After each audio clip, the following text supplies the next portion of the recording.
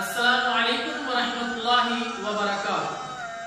میرے محترم دوستو، اللہ تعالیٰ جل شانہ نے اپنے پیارے نبی صلی اللہ علیہ وسلم سے فرمایا وَأْمُرْ أَهْلَكَ بِالصَّلَاةِ وَاصْطَبِرْ عَلَيْهَا، آپ اپنے گھر والوں کو نماز کا حکم دیجئے اور خود بھی اس پر جمے رہیے۔ سورہ طٰہٰ آیت نمبر 132۔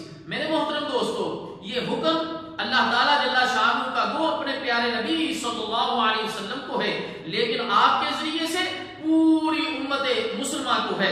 اس لیے میرا اور آپ کا یہ حق بنتا ہے کہ ہم اپنے گھر والوں کو، اپنے متحد جتنے بھی لوگ ہیں ان کو نماز کا حکم دیں، نماز پڑھنے کی ترغیب دیں اور خود بھی اس پر جمے رہیں اور 5 وقت کی نماز مسجد میں جا کر تکبیر اولیٰ کے ساتھ پڑھنے والے بن جائیں۔ اللہ تعالیٰ جل شانہ ہمیں قرآن مجید فرقان حمید کی اس آیت مبارکہ پر عمل کرنے کی توفیق عطا فرمائے۔ والسلام علیکم ورحمۃ اللہ وبرکاتہ۔